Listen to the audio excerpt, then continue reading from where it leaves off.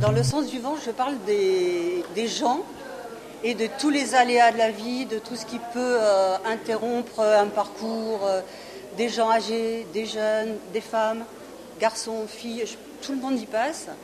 Et c'est le titre d'une chanson d'un de mes fils qui fait de la musique et où il parle justement de tous ces aléas qu'on a et on est un peu tout le temps d'un côté. Il y a le vent qui vous souffle, pousse d'un côté, qui vous pousse de l'autre.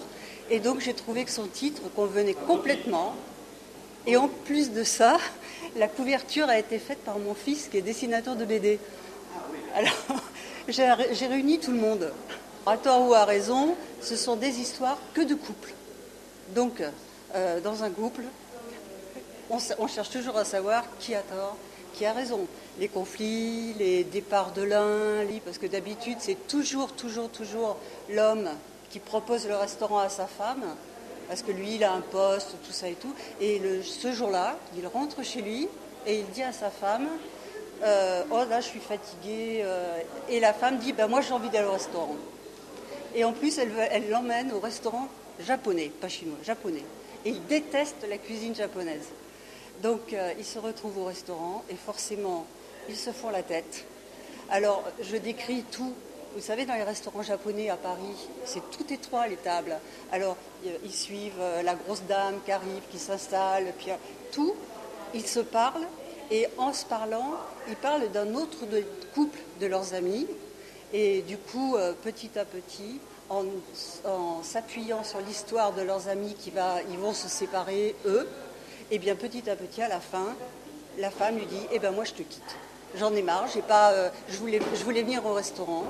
Et ça a été le petit truc qui fait qu'elle a osé dire à son mari j'en ai marre que tu gères ma vie tout le temps. Voilà. Et c'est des petites histoires dans ce genre-là. Et voilà, donc à tort ou à raison. Alors c'est l'histoire d'un personnage complètement insignifiant qui est employé de banque. À la banque, on ne le voit même pas. Il y a toujours du monde devant son collègue. Et lui, il n'a jamais personne devant lui. Enfin, on ne le voit pas. Il est inexistant. Et un jour, dans la rue, dans le métro, partout, tout le monde le regarde, le dévisage. Et le soir, quand il rentre chez lui, il se voit à la télé. Alors une vie ordinaire au possible. Vraiment son petit film du soir, le petit plateau et tout. Et là, il se voit.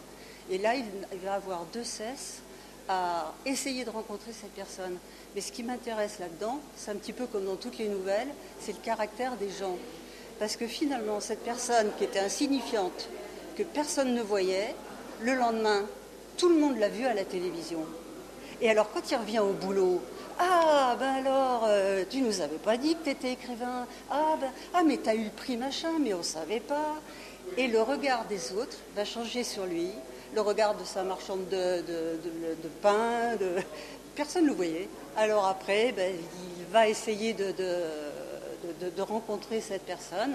Comme c'est un écrivain, effectivement, il va essayer de plonger dans les aspects plus culturels. Il va aller au musée. Et en même temps qu'il change de vie, finalement, lui, va petit à petit, il va être quelqu'un d'autre, il va apprendre à avoir une exposition de peinture. Il ose aller prendre un pot tout seul, alors qu'avant il n'osait même pas, parce que dès qu'il arrivait dans le bar, pour lui c'était alors qu'est-ce que je prends je prends plutôt une bière. Alors si je prends une bière, je vais prendre une blonde, je vais prendre une brune. Si tout plein d'hésitations. Du coup, il fuyait tout ça. Il fuyait tous ces problèmes-là. Il allait à son boulot, il rentrait chez lui. Le dimanche, il allait voir sa mère.